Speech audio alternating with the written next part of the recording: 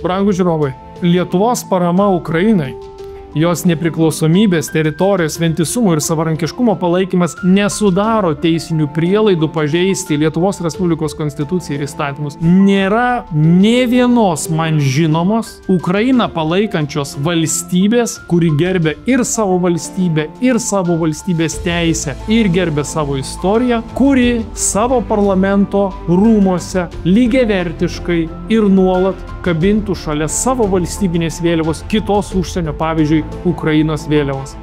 Pagerbti ir paremti kariaujančią šalį yra įvairiausių būdų. Ir tokių, kurie nežemintų mūsų pačių valstybės simbolių ir nepažeistų teisės.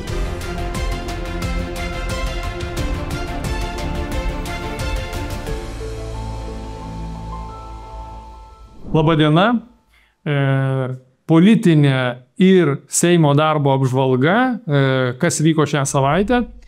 Tai šią savaitę iš tiesų vyko daug įvykių, kiek jie susiję su naujos vyriausybės formavimu, kuris dar vis yra nepabaigtas. Ir tai matosi ir Seime. Seime matyti, kad vyriausybė iš tiesų kol kas nedirba. Nėra įstatymų projektų, kurie būtų siūlomi šios naujosios vyriausybės. Yra tik tai teikiami, seni projektai, tiksliau net neteikiami, o jie yra svarstomi, jau jie pateikti buvo anoje vyriausybėje. Ir dabar yra tik tai svarstomi senieji projektai, pavyzdžiui, gynybos ir saugumo pramonės srityje ir panašiai. Kas keiščiau yra, kad neteikiami darbotvarkei ir Seimo narių siūlomi įstatymų projektai. Todėl darbotvarkė ketvirtadienį, pavyzdžiui, pasibaigė ir darbas Seimas baigė 1 valandą po vyriausybės valandos. Jeigu skaičiuo dar tiksliau, tai įstatymų priėmimo procesas baigėsi maždaug 11:30. Dirbo Seimas antradienį ir ketvirtadienį iki 11:30.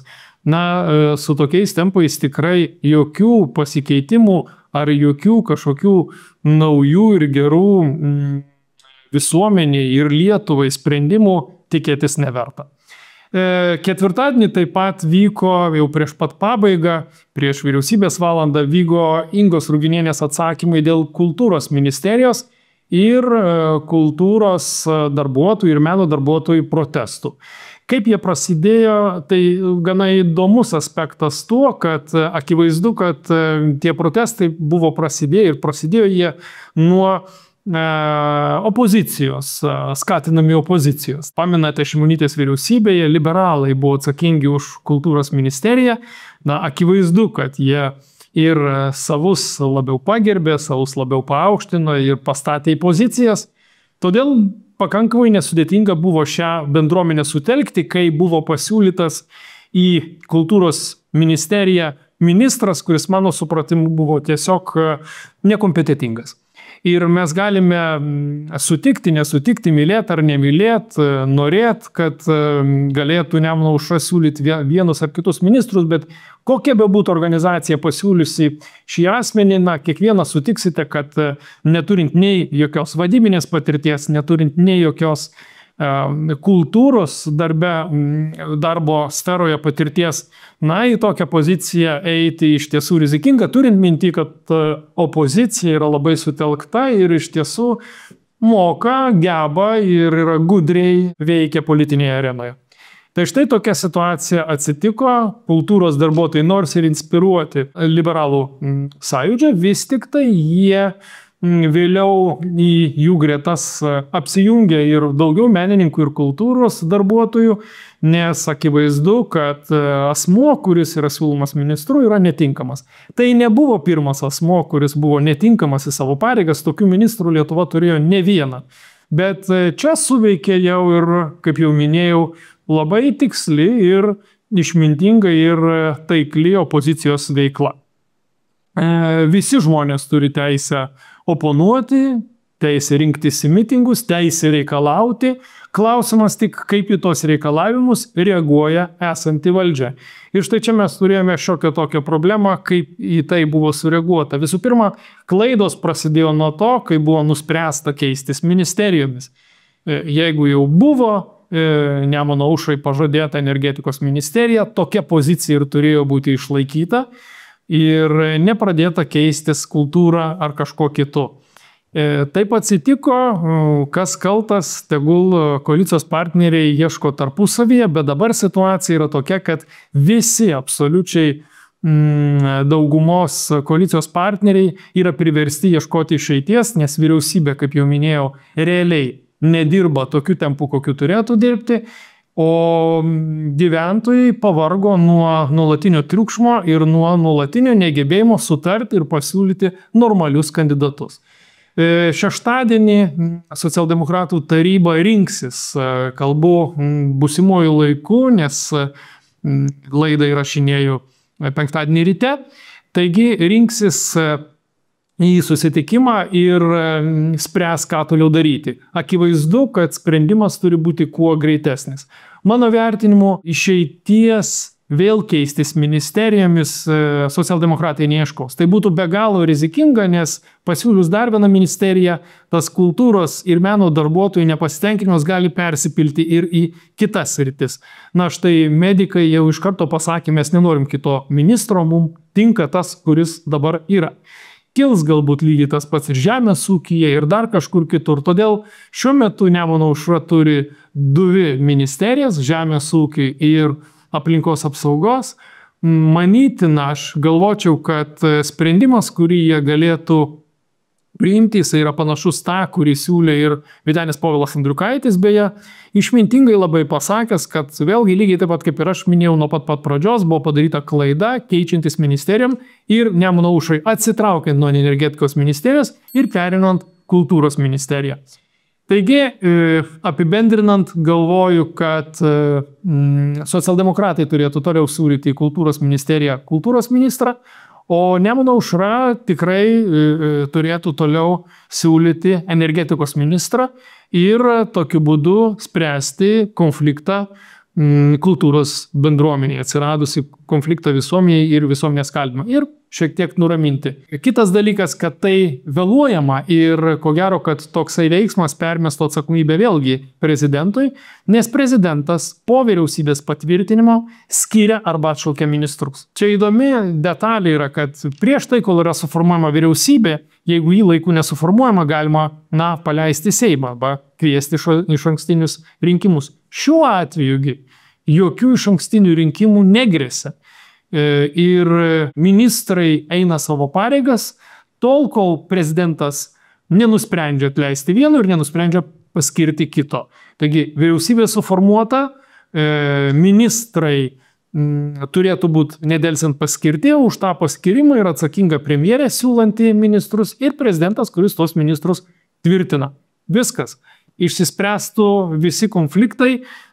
Vienintelis atvejis, kad Nemuno aušra galėtų būti nepatenkinta, kad, tarkim, prezidentas neskiria atitinkamo ministro, tai šiuo atveju, jeigu taip atsitiktų, tai techniškai kažką tai padaryti ar pakeisti dėja, bet jau šitame etape padarius klaidą ir atsitraukus vyriausybės formavimo metu, dabar jau padaryti tokį veiksmą Nemuno aušra, pasirinkimų didelių neturi.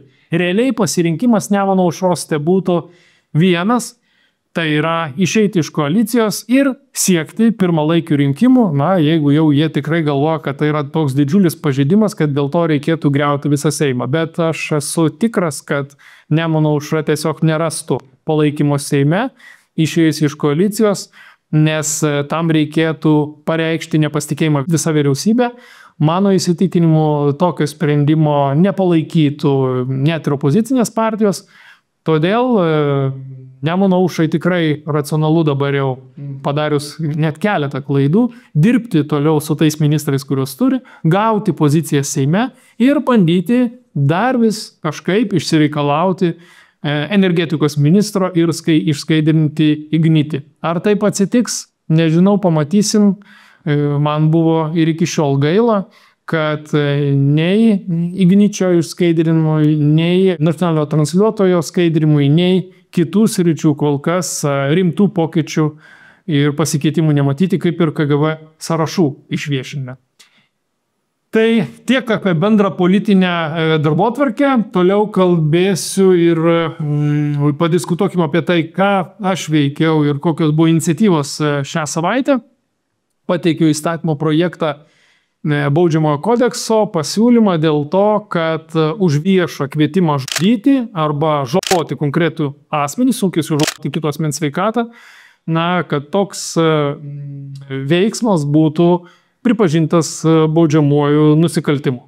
Beje, žiniasklaidoje buvo paplitę toks pavadinimas už viešą žodinę agresiją, neapykantos kalbą, siūlo bausti ir taip toliau. Tai yra netiesa. Tikrai nei už viešą žodinę agresiją, nei už neapykantos kalbą niekas nesiūlo bausti, bent jau aš to nesiūlau.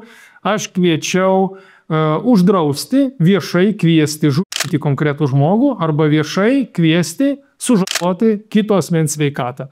Žinote, kad tokių kvietimų smurtui žudyti ir žaloti sveikatą apstu kitose valstybėse, pavyzdžiui, JAV, tokie grasinimai silpnapročių ar paveiktųjų asmenų įmami įgyvendinti ir praktikoje.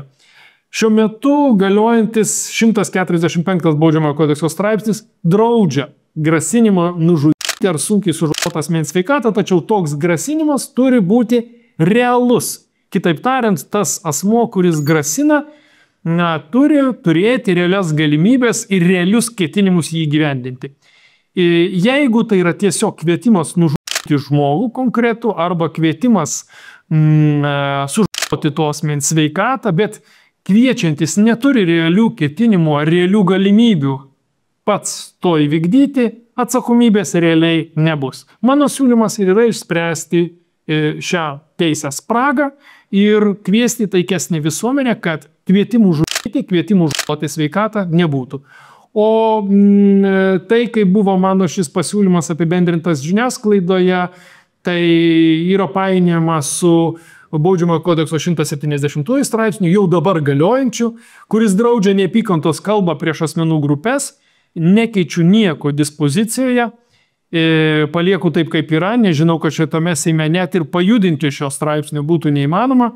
Draudimas pagal 170 Baudžiamojo kodekso straipsnį taikomas nesižvelgiant į tai, beje, ar grasinimas realus, o pats draudimas taikomas labai plačiai veikų grupiai. Atsimenat, ten draudžiama tyčiotis, draudžiama niekinti, skatinti neapykantą, kursti, diskriminuoti asmenų grupę, o ta asmenų grupė, nors apibrėžta labai plačiai, paprastai policija taiko šį Baudžiamojo kodekso 170 straipsnį tik tai tautiniai neapykantai ir mažumoms, pavyzdžiui, veikom prieš LGBT bendruomeniai.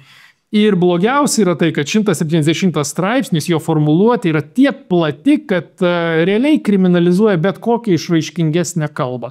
Tai šito straipsnio nekviečiu keisti ir mano supratimu, žinant šio straipsnio atsiradimo istoriją, aš suprantu, kad ir ES reikalavimus, aš suprantu, kad naivu tikėtis, kad Seimas jį pakeis, bet aš mielai pritarčiau ir šio straipsnio redakcijai. Tai vienas mano pasiūlymas, jau nuskambės ir žiniasklaidoje ir jau laukia eilės plenariniai Seimo posėdžių salės svarstyme.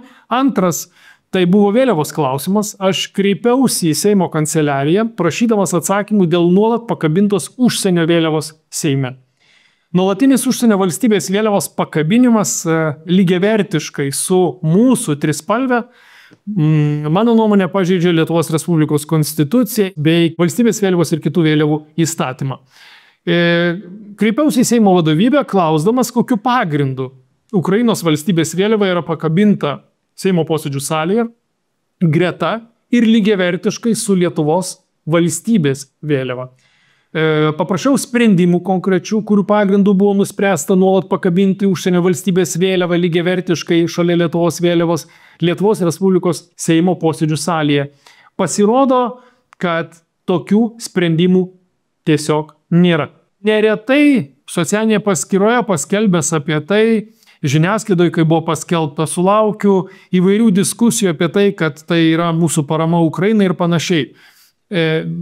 Brangūs žiūrovai, Lietuvos parama Ukrainai, jos nepriklausomybės, teritorijos, vientisumo ir savarankiškumo palaikymas nesudaro teisinių prielaidų pažeisti Lietuvos Respublikos konstituciją ir įstatymus.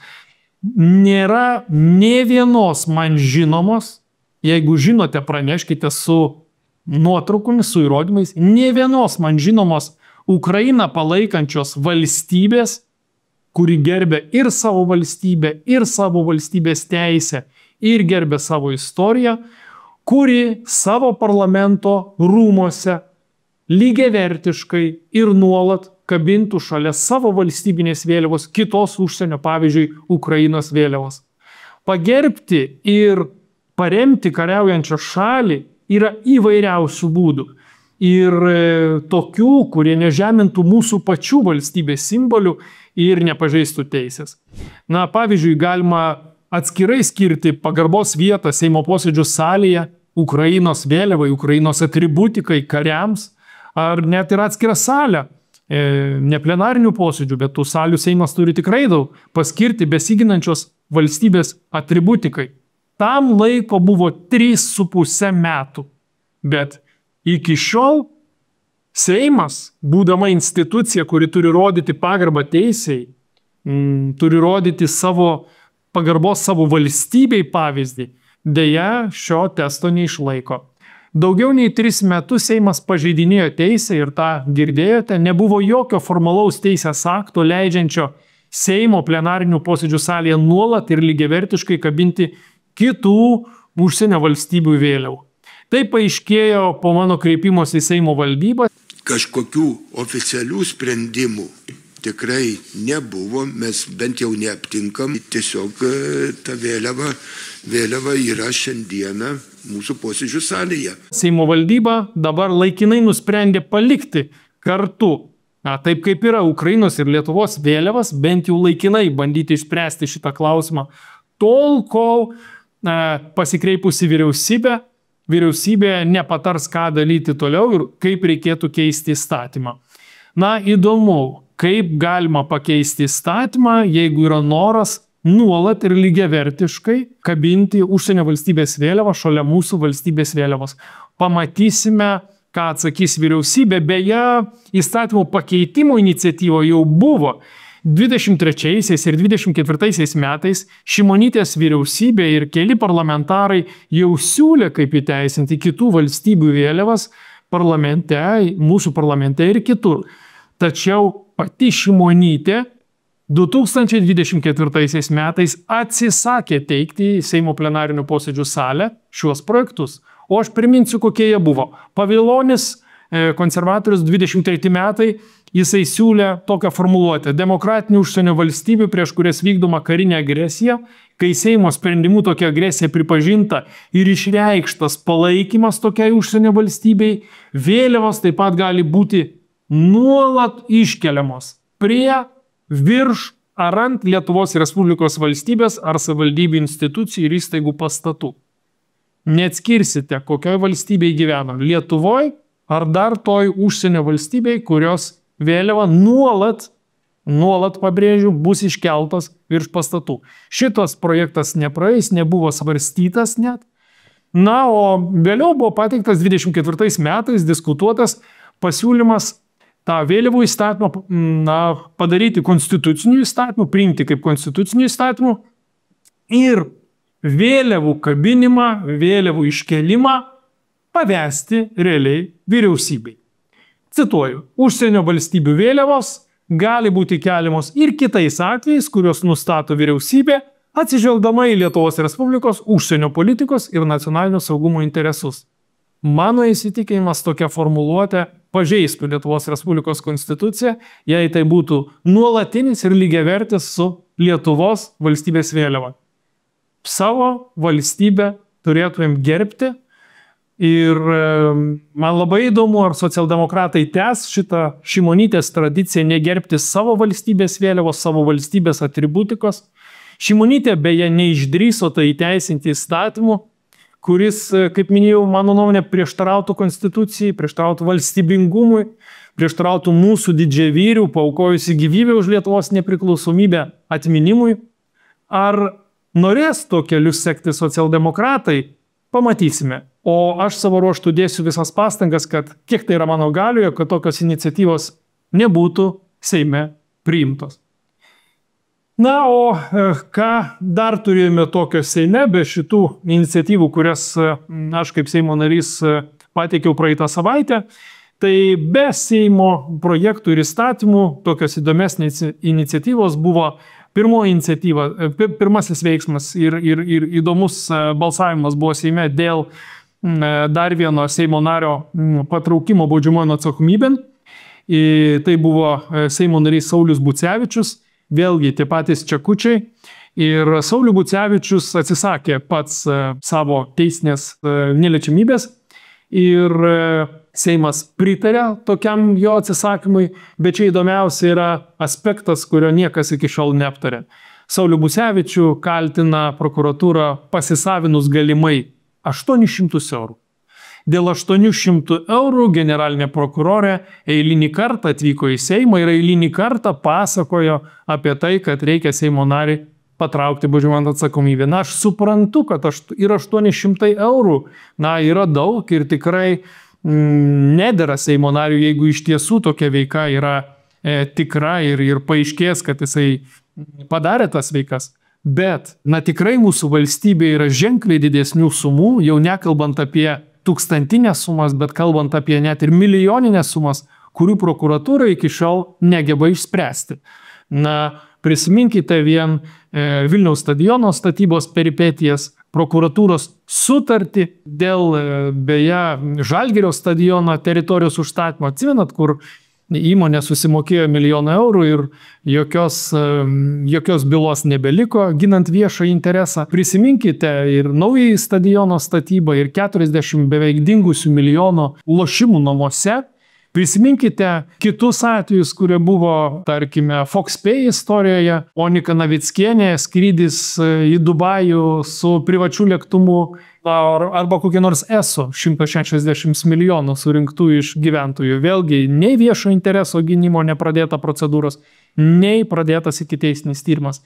Tai mano supratimu tai yra gėda. Bet įdomiausia, kas yra, kad jeigu iki šiol, kai būdavo svarstoma, kas yra pats įtakingiausias valstybės tarnautojas, iki šiol įtakingiausi valstybės tarnautojai pastaruoju metu būdavo specialiųjų tarnybų vadovai, paprastai STT vadovai, neseniai buvo ir VSD, tai dabar mes turim įtakingiausių valstybės tarnautojų generalinį prokurorą. Ir jeigu manęs paklausite, kuo mes skiriamės nuo autoritarinių ir totalitarinių valstybių, dar gal ne totalitarinių, bet autoritarinių valstybių, atsakysiu panašu, kad mažai. Kuo? Ir kitas įvykis įdomesnis tuo, kad buvo keičiamas šią savaitę Seimo statutas, siūloma įrašyti 8-ąjį Seimo vicepirmininką. Iki šiol Seimas turėjo 7 vicepirmininkus, dabar nuspręsta, kad prireikia dar vieną. Jeigu stebite mano laidas įdėmiai, aš šios sesijos pradžioje kalbėjau apie keistą Sauliaus Skvernelio atsistatydinimą iš Seimo pirmininko ir užleidimą pareigų ėjimo dabartiniam Seimo pirmininkui Juozui Olekui. Juozas Olekas tuo metu buvo pirmasis vicepirmininkas, atsistatydinus Sauliui Skverneliui, pirmasis vicepirmininkas pradėjo eiti laikinai Seimo pirmininko pareigas.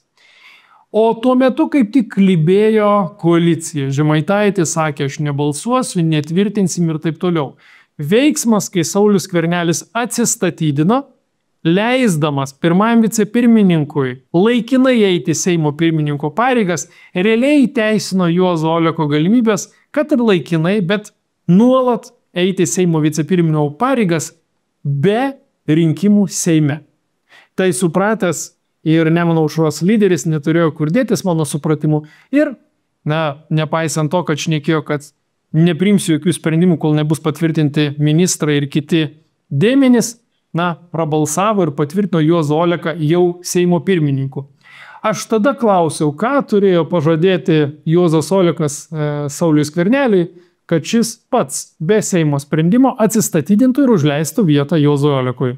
Štai ir atsakymas. 8 Seimo vicepirmininkas ir turbūt gal jūs nustebinsiu, dar balsavimo tokio nebuvo, bet aš beveik esu tikras, kad patvirtinus 8 Seimo pirmininką, kandidatu vieninteliu į Seimo vicepirmininkus bus Saulius Skvernelis. Tai štai tokios peripetijos Seime, o dabar judu į priekį su kokie įstatymai buvo svarstyti šią savaitę. Kaip jau minėjau, tokių ypatingų ryškių įstatymų buvo nedaug, apie svarbiausius pradžioje, o gale tokius pikantiškesnius.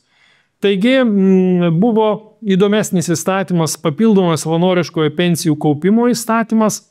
Jisai gal netiek įdomus papildomą pensiją kaupiantiems asmenims, jiems konkrečiai nieko nesikeičia, bet turbūt daug svarbesnis yra pensijų, to papildomos savanoriškų pensijų kaupimo bendrovėms, arba tai vadinamosioms valdymo įmonėms.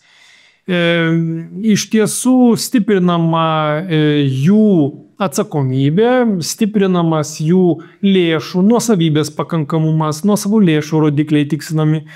Bet kas svarbiausia, jiem leidžiama investuoti į išvestinės priemonės. Tai yra ne tik į akcijų biržoje kotiruojamas akcijas, bet ir į kitas priemonės, ne tik į tuos vertybinius popierius ir pinigų rinkos priemonės, kas iki šiol, bet ir į kitas finansinės priemonės. Tai kaip minėjau, išvestinės finansinės priemonės leidžiama investuoti nuo šiol bus joms į nekilnojamąjį turtą, išskyrus gyvenamąjį, infrastruktūrą, na ir vertybinius popierius, kurie nėra įtraukti į prekybą reguliuojamą akcijų biržoje. Kitaip tariant, ir į tuos vertybinius popierius, kurie, na, tarkim, yra UAB ir jie tiesiog nėra prekybą reguliuojama prekių reguliuojamoje rinkoje.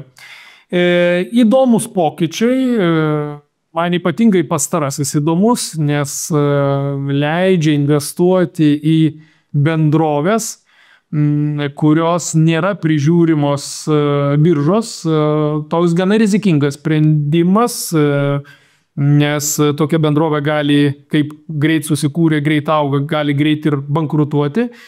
Na, bet įdėta įstatymai tam tikri rodikliai, pavyzdžiui, nekilnojamą turtą ir infrastruktūrą negali investuoti daugiau negu 30% grinųjų savo aktyvų, į vertybinius popierius iki 20% grinųjų aktyvų. Na ir taip toliau. Tai lyg ir bandoma šiek tiek apriboti, bet tam tikrų rizikų gali atsirasti. Kas liūdniausia čia, kad mano įsitikinimu, kadangi tai yra mūsų visų pinigai, Lietuvos žmonių pinigai, buvo galima apibrėžti, kiek turėtų būti investuojama Lietuvoje. Vėlgi to apibrėžimo nėra, santykių, sąlygų nėra ir visi šitie pinigai vėl eilinį kartą išplauks, didžioji jų dalis išplauks į kitas valstybės narės ir nepasiliks Lietuvoje ir nedidins Lietuvos ekonomikos. Na, antras įstatymas, kuris šiek tiek yra įdomesnis, tai yra centralizuotai valdomo valstybės turto valdytojų įstatymas keičiamas. Pavadinimas gal nieko jums per daug nesako, bet kas yra įdomu, pertvarkomas valstybės įmonė Turto bankas, tai yra Turto bankas, kuris valdė visus valstybės turto objektus ir jis pertvarkomas į akcinę bendrovę Turto banką. Cituoju pagrindinės normas, centralizuotai valdomo valstybės turto valdytojas yra po valstybės įmonės Turto banko pertvarkymo veiksianti akcinė bendrovė Turto bankas. Štai mes turėsime jau akcinę bendrovę Turto bankas, bet užbėgo ir akių privatizuoti nebus galima, nes įstatyme įsakmiai parašyta, to Turto banko visos akcijos nuosavybės teise priklauso valstybei. Vadinasi, norint privatizuoti, kur iš karto kyla rizika ir klausimų, reikėtų sugrįžti į Seimą. Siekiant užtikrinti efektyvų bendrovai perduoto valstybės turto valdymą, bendrovės veiklos priežiūrą ir valdymą, bendrovėje turi būti sudaromos kolegialus priežiūros organas stebėtojų taryba ir kolegialus valdymo organas valdyba.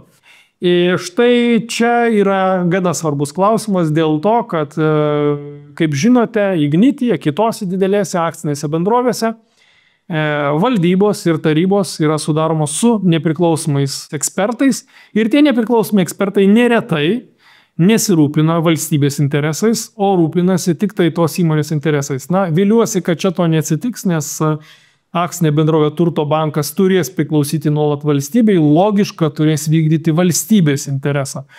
Priešingai negu yra Ignityje, kur yra jau daugiau negu 25% nevalstybės priklausanti nuosavybė ir dėl to atsiranda privačių interesų persvara prieš valstybinį interesą.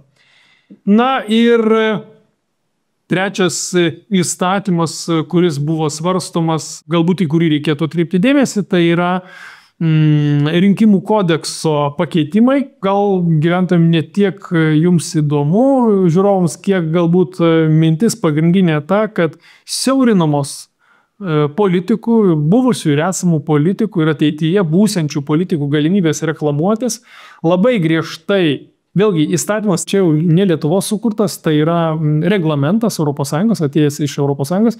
ES siaurina galimybės reklamuoti, labai griežtai nustato reklamos žymėjimo reikalavimus, skaidrumo reikalavimus ir visus kitus reikalavimus. Ir dėl šito reglamento priėmimo, o automatiškai ir Lietuvos šito rinkimų kodekso pataisų priėmimo, panaikinama politikų galimybė tiek Facebook'e, tiek ir YouTube'e politinė reklama. Tai yra pats Facebook'as ir YouTube'e pabrėžia, kad tokios politinės reklamos leisti savo platformose neleis.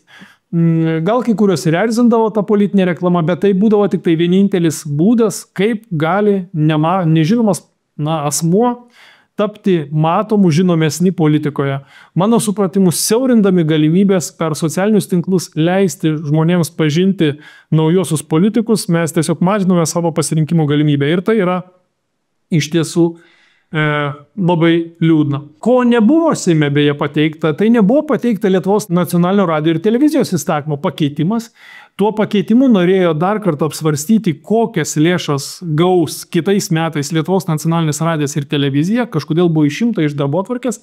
Paskaičiavus, kiek turėtų gauti kitais metais nacionalinis radijas ir televizija, tai jų gaunamos lėšos vėl eilinį kartą didėtų. Jeigu buvo apie 70 milijonų, tai dabar skaičiuoja, kad galėtų turėti gauti iki 80 milijonų eurų dotaciją iš valstybės. Šio sprendimo ir šio įstatymo kol kas nesvarstėm, pamatysim, kas bus toliau. Ir du tokie tarpusavį susiję įstatymai, kurie buvo Seime svarstomi vieną šalia kito. Jūs jau žinote, kad Seimas priėmė Baudžiamojo kodekso 228 pataisas, tai yra tas, aš jau minėjau apie jas praeitose laidose, tos vadinamosios čekučių bylos, bet Seimas absoliučiai nekeitė straipsnio dispozicijos, nekeitė už ką žmogus gali būti, koks yra nusikaltimas, jo apibrėžties, ką Seimas padarė, tai yra pagal kitus Baudžiamojo kodekso straipsnius sužiūrėjo, kad bausmės buvo nelygiavertiškos ir nelogiškos tose straipsniuose. Kitaip tariant, visi, kurie pagauti už čekučius, tos vadinamos apgaudinėja valstybę, jie ir toliau neišvengs baudžiamosios atsakomybės. O šalia to, kadangi Seimas patikslino baudžiamosios atsakomybės ribas, nebuvo galima taikyti kriminalinės žvalgybos įstatymų. Ir Seimas ėmėsi svarstyti kriminalinės žvalgybos įstatymą, kad būtų galima taikyti kriminalinę žvalgybą prieš šios asmenys taip pat visam 228 straipsnio veikų atžvilgių. Ir opozicija bandė blokuoti, bet po to atsitraukė. Aš taip pat kalbėjau ir sakiau, kad kriminalinė žvalgyba privaloma leisti, turi būti leidžiama ir turime nustatyti kriminalinę žvalgybą ir 228 straipsnio atžvilgių, tų čekučių straipsnių atžvilgių. Kolegos, tai yra tik pateikimas, tai yra pirmas klausimas ir jam reikia pritart. Antras klausimas yra tas, kad vienareikšmiškai kriminalinė žvalgyba turi būti galima pagal Baudžiamojo kodekso straipsnį 228 ir tą visi suprantame, tikrai nereikia silpninti mūsų teisėsaugos galimybės atlikti kriminalinę žvalgybą pagal šias veikas. Ir trečias dalykas, mano supratimu, kad kalbėti apie tai, kad reikia kažko palaukti, kai yra tik pateikimo stadija, tai priešingai reikia pateikimą padaryti ir matant, koksai bus sprendimas Baudžiamojo kodekso, jie šiaip šie straipsniai turėjo kartu, šitie įstatymai turėjo kartu. Tai mes vejamės ir siūlyčiau visiems pritart. Ačiū. Seimas patvirtino kriminalinės žvalgybos įstatymo pateikimo stadijoje ir svarstymo stadijoje. O Baudžiamojo kodekso 228 straipsnį, kuris sukėlė tokį didžiulį ažiotažą, Seimas nors ir priėmė ir pateikė prezidentui pasirašyti, prezidentas suteikė, pasinaudojo veto teise ir jo nepasirašė ir grąžino Seimui. Seimas ketvirtadienį svarstė ir nesurinko pakankamai balsų, reikėjo surinkti 71 balsą, kiek pamenu, buvo surinkta 66 ar 60 balsai už ir veto neįveikė prezidento, todėl nusprendė vėl iš naujo svarstyti Baudžiamojo kodekso 228 straipsnio pataisas. Manau, kad priėmus kriminalinės žvalgybos pakeitimus įstatymo taps akivaizdu, kad nes būtent kriminalinės žvalgybos negalėjimas vykdyti, reiškia kriminalinės žvalgybos veiksmų pagal šį straipsnį ir buvo pagrindiniai prezidento argumentai, kodėl nepatvirtinti 228 straipsnio, nepasirašyti jo. Tai jeigu Seimas priims kriminalinės žvalgybos įstatymo pataisas, mano supratimu, nebus jokių argumentų, kodėl prezidentas turėtų nepasirašyti Seimo apsvarsčius net ir tų pačių 228 straipsnio Baudžiamojo kodekso pataisų. Ir tiek svarbiausių įstatymų, svarbiausių sprendimų, svarbiausių politinių įvykių pastarosios savaitės, kiek galiu skubiai apžvelgti. Bet o kaipgi Seimas be atmintinų dienų įstatymo svarstymo? Eilinį kartą į Seimą sugrįžta atmintinų dienų įstatymas ir mes 3 ar 4 dienas vėl patvirtinsim vienokias ar kitokias atmintinas dienas. Nieko blogo, aš jokių būdų nesu prieš, kad būtų kuo daugiau atmintinų dienų Lietuvoje. Tačiau, kai pradam svarstyti šį įstatymą, pasiūlymų, pakeitimų, svarstymų būna tiek ženkliai daugiau, negu kad kai svarstom ženkliai rimtesnius įstatymus. Paprasčiausiai būtų paimti, pasakyti, kad atmintinos dienos svarbiausios yra šios, o visas kitas gali įrašyti vyriausybė ir Seimui 141 Seimo nariui nesėdėti ir nesiklausyti kiekvieną kartą vieno ir to paties įstatymo ir gaišti, tikrai brangų laiką ir vietoj to, kad svarstyti sąlygų, ekonominių sąlygų gerinimą, laisvių įtvirtinimą Lietuvos žmonėm ir piliečiams. O kokie buvo įstatymų pateikimai naujieji, tai yra naujų Seimo narių siūlymai, tai 3 ryškesni pateikti įstatymai nauji, kuriuos dar svarstysime ateityje. Tai pirmas yra gyventojų pajamų mokesčio įstatymas. Gyventojų pajamų mokesčio įstatymo, atsimenat, kai buvo keičiamos gyventojų pajamų mokesčio tarifai, buvo padaryta išimtis žemės ūkio veiklą vykdantiems gyventojams. Ir kas buvo keisčiausia, kad išimtis buvo padaryta ne pajamoms, kurias gauna žemės ūkio veiklą užsiimantis asmenys, bet apskritai visoms pajamoms, jeigu tik esi registravę žemės ūkio veiklą, tai visoms pajamoms, kurias tik gauni, buvo taikomos išimtis pagal gyventojų pajamų mokesčio įstatymą. Tiesiog Seimo nariai tiek buvo išgąsdinti su į salę atėjusių žemės ūkio veikla užsiimančių asmenų, kurie užpildė visą balkoną, taip labai žaismingai, atsimenat, buvo net atsistojo su marškinėliais, trumpom rankovėm ant jų užrašyta po raidė ir ten, bejo, neatsimenu, kas ten buvo parašyta, bet labai įspūdingas teatralizuotas veiksmas buvo ir Seimo nariai išsigando ir nepakėlė rankų. Tai dabar ir pakėlė pagal tą redakciją, kuri mano supratimo akivaizdžiai ydinga. Dabar Seimas bando svarstyti atgal, ir sakyti, kad ne žemės ūkio veiklą vykdančių gyventojų pajamos turi turėti išimti, bet pajamos iš tos konkrečios žemės ūkio veiklos. Ir jeigu tai yra ta veikla, kuri susijusi su žemės ūkio veikla, ji turi turėti išimti kaip prioritetinė veikla valstybei, tačiau ir kaip turinti labai didžiulių kaštų ir taip toliau, čia pagristumo daug galima įvardinti dėl to, bet jeigu tai yra bet kokios kitos pajamos, jos turėtų būti apmokestinos kaip ir visų kitų asmenų. Vėlgi, nesupraskit klaidingai, esu prieš bet kokį gyventojų pajamų mokesčių didinimą ir dabar tas balsavimas labai sudėtingas čia yra, kodėl padaryta vienai asmenų grupiai išimtis, net ne pagal pajamas, bet pagal jų priklausimą tam tikrai grupiai. Turbūt tai yra nelogiška, aš beveličiau gražinti viską atgal ir gyventojų pajamų mokestį palikti tokį, koks jisai buvo. Ir nes mano įsitikinimu tai yra padaryta klaida, mes daugiau biudžetas Lietuvos neteks, negu laimės po šitų pakeitimų, kuriuos gyventojai pajus 2027 metais, kai reikės deklaruoti. Nuo 26 metų, primenu, įsigalioja nauji visi mokesčiai. Tiek apie gyventojų pajamų mokestį.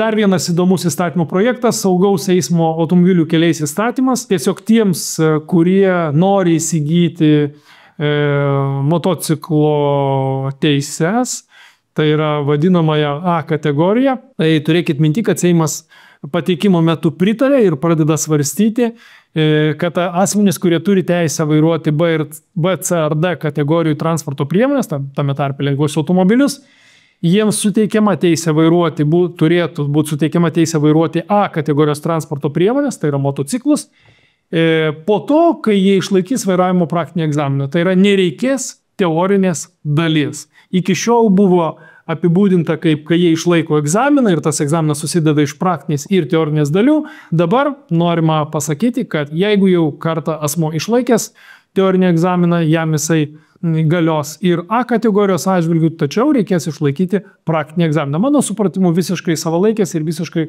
logiškos pataisos. Na, o nelogiškų pasiūlymų taip pat būta. Štai reklamos įstatymas siūlė pakeisti reklamos įstatymą ir pasakyti, kad nesveiko maisto reklama turi būti ribojama laikotarpiu nuo 7 iki 21 valandos vakaro ir tai turėtų būti įtvirtinta įstatymu ir panašiai. Tai, žinot, keistas toksai pasiūlymas. Visų pirma, reikėtų apibrėžti, kas yra nesveikas maistas. Tokio apibrėžimo iš vis nėra. Na, logiška manyti, kad visas maistas, kuris yra patiektas į parduotuvės ar maitinimo įstaigose, jis turi būti sveikas. Tam mes turime maisto ir veterinarijos tarnybą, kuri prižiūri, kad visas maistas būtų sveikas. Jeigu turime minty maistą, kuris yra toks, kuris nėra tiek sveikas, kiek kitas, tuomet apibrėžtis bus tikrai labai sudėtinga. Tikrai vaisiai ir daržovės yra sveikiau negu kokie hamburgeriai ar panašiai. Bet apibrėžti to būtų ne tik kad sudėtinga, bet ko gero ir neįmanoma dėl to, kad ES teisė draudžia riboti ir laiko, kad reklamos ribojimas turi būti pagrįstas labai aiškiais kriterijais ir draudžia reklamos ribojimą, nes iš kitų valstybių prekės tiesiog negalėtų patekti į Lietuvos rinką be tinkamos jų reklamos. Net nespėjau apie tai paklausti ir nemačiau prasmės, nes jaučiau, kad šitas įstatymo projektas nebus patvirtintas, taigi jo pateikimui atmesta ir net Seimo nariai nesutiko, kad jis būtų toliau tobulinimas, tiesiog atmetė ir pasakė ačiū, daugiau jo svarstyti mes nebenorim.